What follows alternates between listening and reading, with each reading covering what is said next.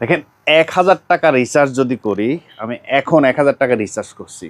১,০০০ টাকা রিচার্জ করে এখানে দেয়ার সাথে সাথে এই টাকা আছে হলো ৭৫০ জায়গায় ২৫০ টাকা নাই। বরং মনে হচ্ছে যে আগের যেটা মিটার ছিল ওই মিটার থাকতে টোটাল মিলে বিল আসতো আমার সারা মাসে ২,০০০ টাকা। এখন মাসে ৪,০০০ টাকা ৫,০০০ টাকা পার হয়ে যাচ্ছে। আর কিছু জিনিস ভোগান্তি তো অনেক জটিল। ধরেন মিটার তো আর প্রতিদিন খোঁজ নেওয়া যায় না এখানে টাকা আছে বা নাই। প্রায় ৩টার সময় ধরেন হঠাৎ করে আপনার ফ্যান বন্ধ হয়ে গেল গরম, তখন দেখতেছেন মিটারে টাকা নাই। তখন যদি আপনার নিজস্ব বিকাশে টাকা না থাকে, আপনি ওইটাকে আর রিচার্জ করা সম্ভব? ওই রাতে কি ফ্যান ঘোরানো সম্ভব? কোনোভাবেই সম্ভব না।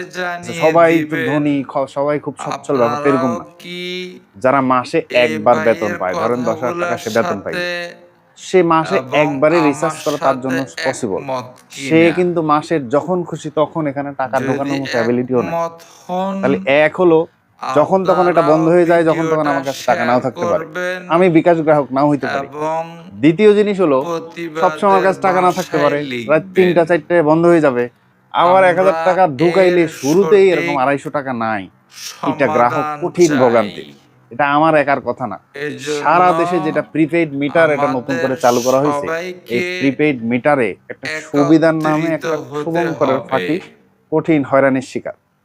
একটা জিনিস বলি, এই যে মিটারটা এটা আমার নিজের টাকা দিয়ে কিনছি। যখন ওরা বলছে যে এই মিটার লাগাতে, নিজের টাকা দিয়ে কিনে নিয়ে আসছি, ওরা লাগাই দিছে। এরপরেও এই মিটারের ভাড়া প্রতি মাসে এই যে রিচার্জ করার সময় এই মিটারের ভাড়া কেটে নেয়। এটা আমার টাকা দিয়ে কেনা, আমার টাকা দিয়ে কিনে আমি ভাড়া দিব কেন? এই মোটরসাইকেলটা আমার, এই মোটরসাইকেলটা ইয়ামাহা থেকে কিনছি আমি।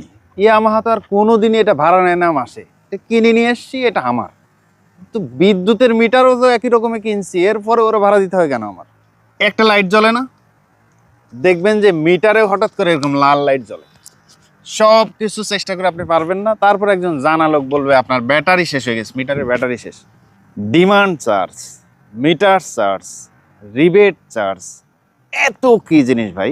কোটি কোটি মানুষ এই ভোগান্তির শিকার। যারা এই সেকশনে কাজ করেন, আপনারা যদি বলেন হ্যাঁ আগে এক প্রকার এটা নিয়ে দুর্নীতি ছিল, তাহলে এখন ঠিক করেন, এগুলো ঠিক করেন, জনগণকে বাঁচান। সবাই ভালো থাকবেন। পারলে যারা আমার মতো ভুক্তভোগী তারা ভিডিওটা শেয়ার করেন, একটা জনরব